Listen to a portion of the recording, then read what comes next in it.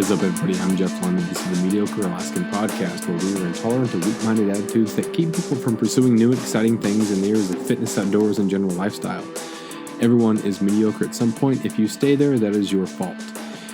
Talking with my buddy Jesse Knock on this episode, we went to scout a mountain for the upcoming deer season, and we were fogged in the Alpine, and we just started to roll a podcast and talked about wolves. We talked about Alpine bow hunting stocks, what to look for, how to better use Google Earth, and other good things that will ready you for your Alpine deer hunt coming up. That is episode 49 of the Mediocre Alaskan Podcast. Here we go.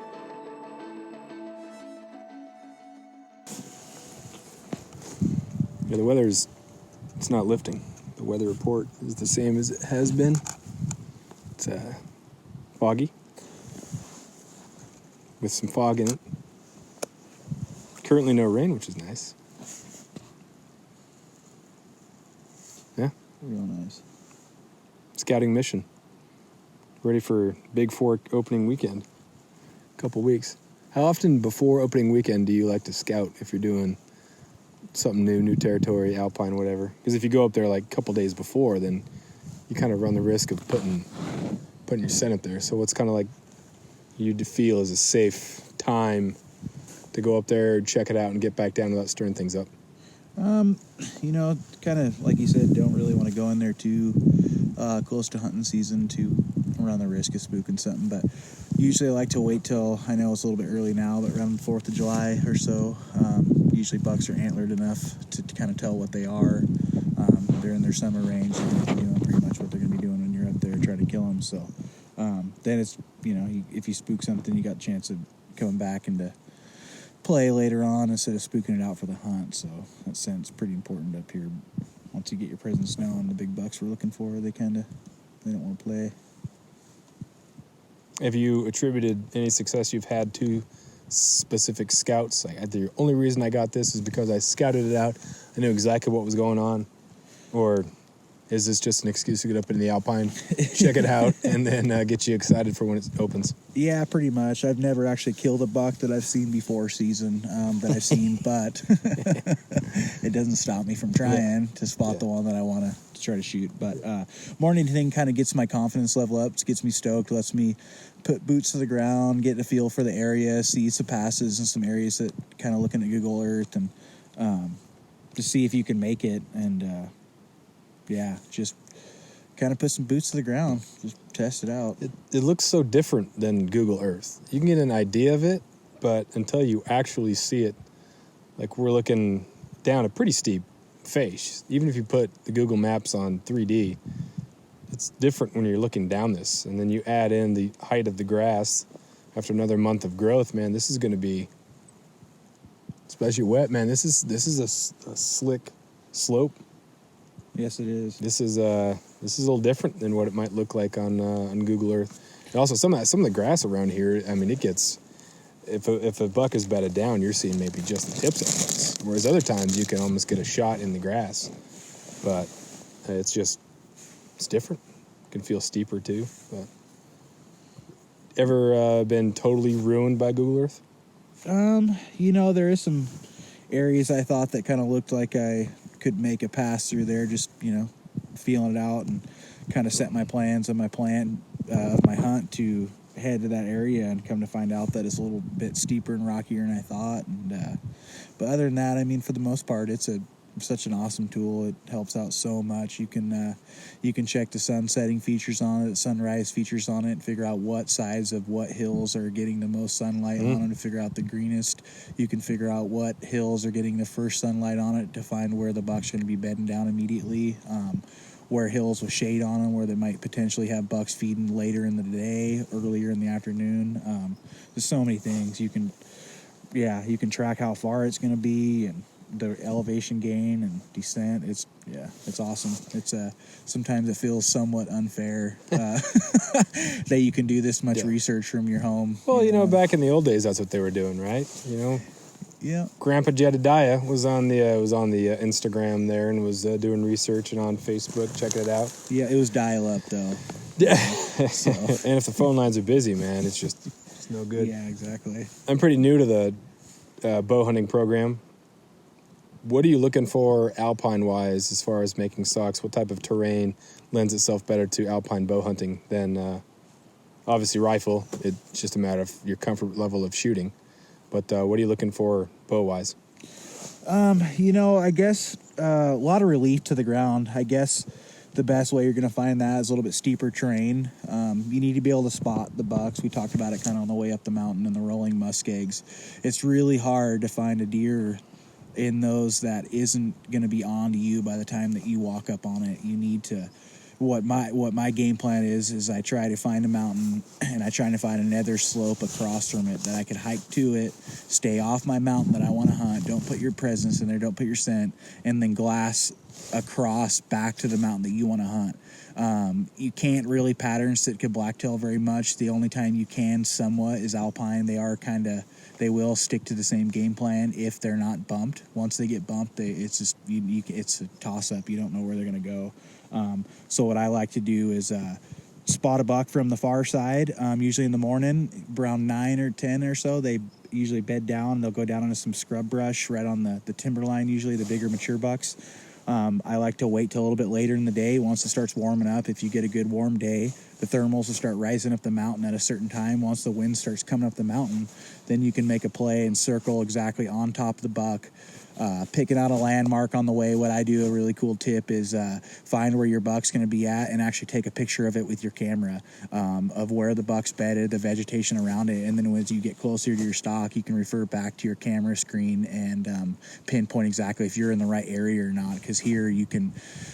severe consequences taking a wrong finger ridge down and getting down on some stuff that you shouldn't be into, and you spook your buck out and risk your life. Then again, you get the thermals going up top, you get above them, and then you slowly just creep down. I like taking my shoes off, get real quiet. A lot of times the bigger bucks, they bed in the tall grass, like Jeff was saying earlier, but you can't really get around that, so you kind of do your best you can. You just go from clump brush to clump brush and try to get within bow range of them. My kind of cutoff on a real steep downhill shot is probably 40 yards. I don't usually like taking the real steep, severe incline, but flat ground, I think 60 yards, I'm pretty decent out. Because I feel confident too. So, how much of it is individual confidence? I'm pretty new. I've been hunting for about 6 years, so I've been out as much as I can, and I'm learning things. But it just seems that there's no one right way to do it. Someone will swear by this, someone else swears by this. This is the way that you do it. No, this is the way that you do it. And it's, for someone who's kind of new to it, it's interesting seeing those different perspectives. How much of it is knowing your program, liking your program, and being comfortable with it?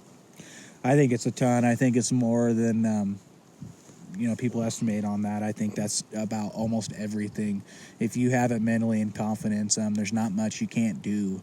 A lot of people write themselves off before it even goes because they think they can't do it, or they're not confident with their setup. And Jeff and I were talking about a story about a float plane lake I flew into a few years ago, and I was super confident up in that point in, I guess, my bow hunting career. I shot a few animals, bears and elk, and so I felt great, shooting really good, confident. Went to a float plane lake, first time up the mountain, really nice buck.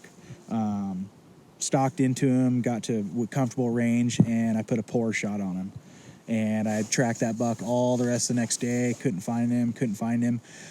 And that was a big, huge mental breakdown for me. I went after that trip, and I missed 2 other bucks on that trip, 2 other nice, mature bucks I might add too. I still bum out about, but it was a humbling experience about, and I was telling Jeff about that point right there was somewhat of a bow hunting rock bottom, I guess you would hit. There wasn't much more I could feel, as in like just bummed and just doubting myself and just not feeling it. And it took years of just shooting, and what it took was a really good experience of calling in a nice mature Sitka blacktail and putting just a killer shot on that thing.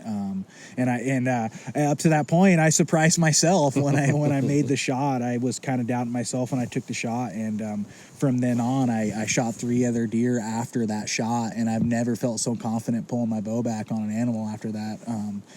It goes back to that. The confidence thing is just 100%. If you see your arrow in your head going to where you're going to hit, more than likely your arrow is going to go go to where you hit. But if you doubt yourself and you have that thought in your head, oh man, I could hit this, or I could shoot over his back, or it's steep, I'm going to go underneath it. Yeah. More than likely, you're going to doubt yourself, and your mind's going to play tricks on you, and you're going to. It's just the way it goes with bow hunting. So tough, so tough. Speaking of mind playing tricks, the fog is just kind of going in and out. And for a second, I thought there was a doe that was down there just staring right at us. I saw a face, and it just floated away. It wasn't actually a doe. Now that the fog is, I wouldn't say lifted, but moved in a little bit. I like the fact that you admitted the poor shot. If you look at some people's Instagram and Facebooks and what they post, you get the impression that they've never made a bad shot. They've never made an error. They've taken a deer every time that they've been on the mountain, which everybody knows isn't true. I mean, it's fine. You just post the highlights you want to do. There's nothing wrong with that. But I think that's a thing to realize. And I've had some bad shots, just do stupid things. Dude, what? I don't even get a shot off. It's like that was the dumbest thing to do. That was the dumbest thing to do. I charged the deer, something just, what are you doing, man? So knowing that happens to people who've been doing this for a long time, I think is important too. If you're starting out, that's one of the things that I've learned, that you're going to do stupid stuff. You just got to take a deep breath and get over it. And then also, the second deer I ever shot was a 4-point, and I got caught up in the big buck thing for a while, but now, I don't think I really deserved a buck like that early in my career. So it's nice to go back and just be appreciating, that's a good looking fork, that's a good looking, 2x3 or whatever. And so it's kind of nice to be humbled, get through that, and know that it's not all about looking good, shooting 100%, because that obviously doesn't happen. Nope. It's real life, and it's wild, and things happen. Things out of your control happens. Gust of winds happen. There's just, you can do the best you can. That's why you got everything you can for the animals is to practice as much as you can, to be efficient as you can with your weapon, to be able to take the life of the animal. It's such a big deal, and I think it gets pushed away nowadays with the social media platforms, everything they got. It's all about notching tags and saying that you got in them and presenting media and doing that, and some of that stuff gets lost about actually going up into the mountains or wherever you hunt and actually taking the animal's life. Yeah. That's a big thing. Yeah. That's like, and honestly, every time I get bummed. I love it, and I love the chase of it, and I love everything about it, don't get me wrong, but I also have such a deep respect for every animal I chase, that like, you just took the animal's life, and if it's something really special, more than likely the animal's been around for a long time, and the chances of you guys meeting at that one place and time, it just you think about it just trips me out sometimes, and it's just It's so crazy. It's just. After years of fine print contracts and getting ripped off by big wireless providers, if we've learned anything, it's that there's always a catch. So when I first heard that Mint Mobile offers premium wireless starting at just $15 a month, I thought, what's the catch? But after talking to them and using their service, it all made sense. There isn't one. Mint Mobile's secret sauce is that they're the first company to sell wireless service online only. They cut out the cost of retail stores and pass those sweet savings directly to you. For anyone who hates their phone bill, Mint Mobile offers premium wireless for just $15 a month. I was hesitant about having to get a new phone and a new phone number, but with Mint, you can use your own phone with any Mint Mobile plan and keep your same phone and your same phone number along with all of your existing contacts. Mint Mobile gives you the best rate whether you're buying for one or for a family, and at Mint, families start at 2 lines. All plans come with unlimited talk and text plus high-speed data delivered on the nation's largest 5G network.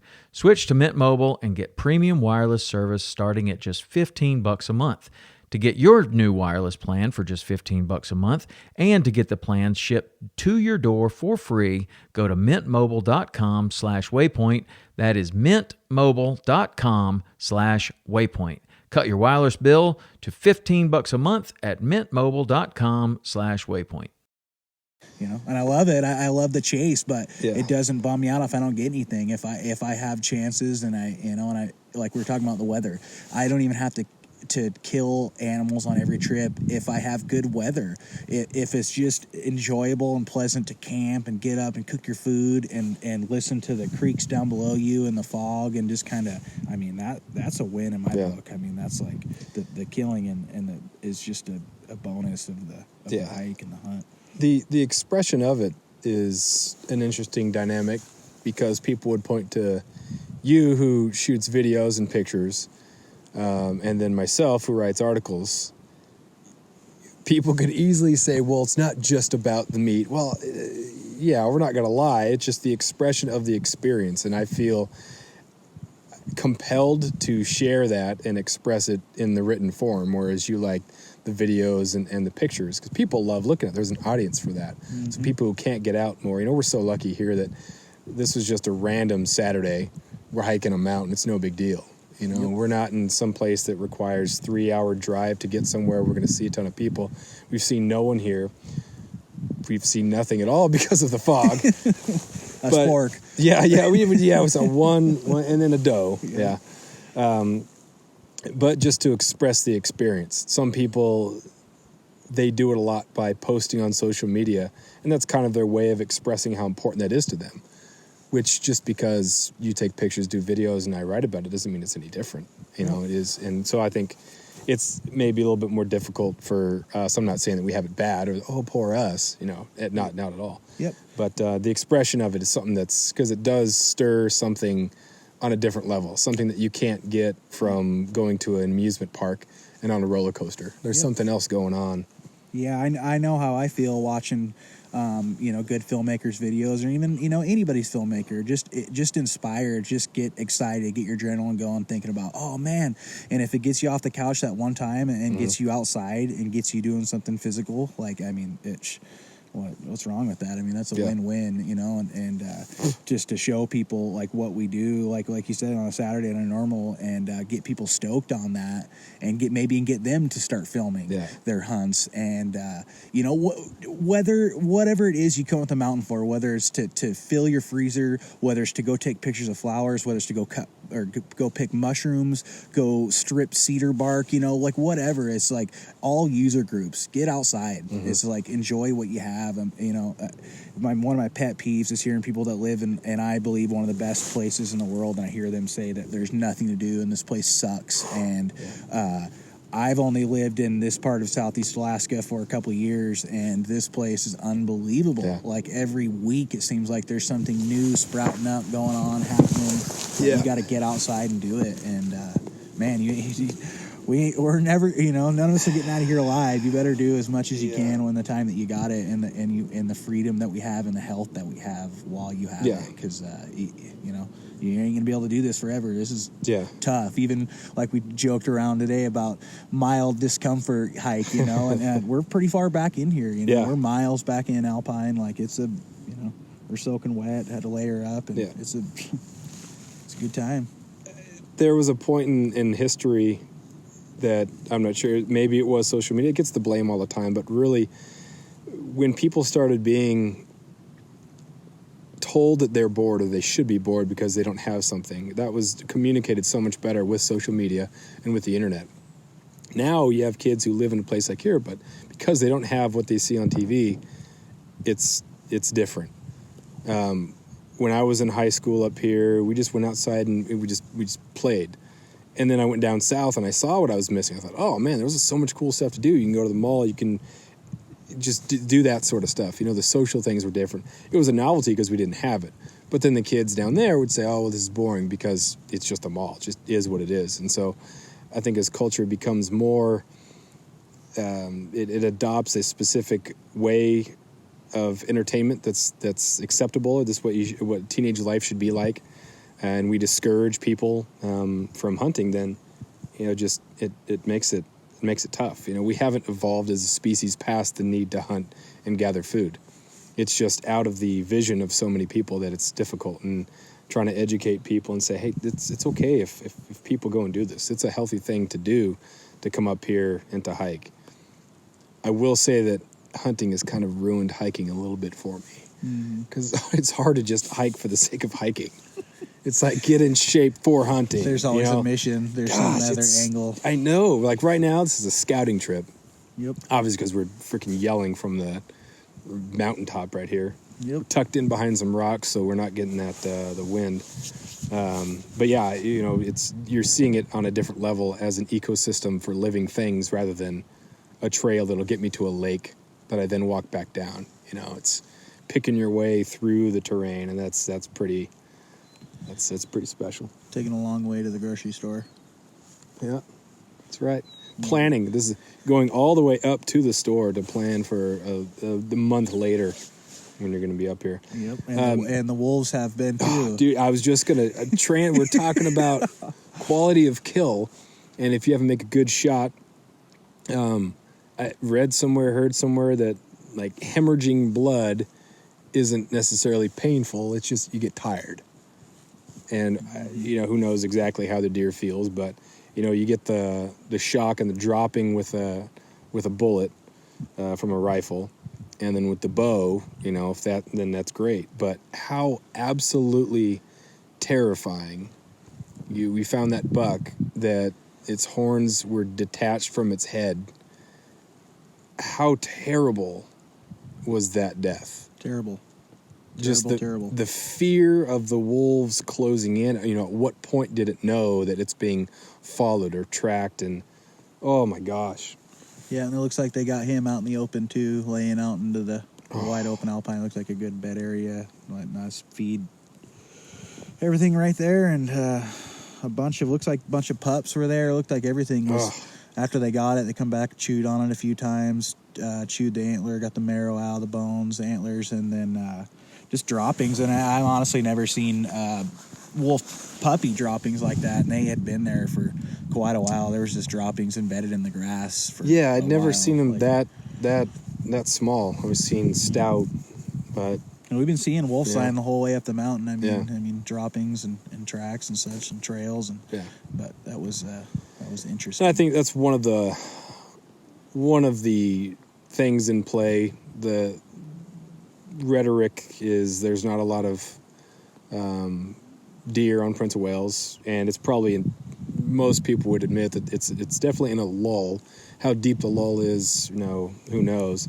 A couple of years ago, a couple of people were saying that it was the population was going down. Other people said, no, we're still in the good days, man. These are still good.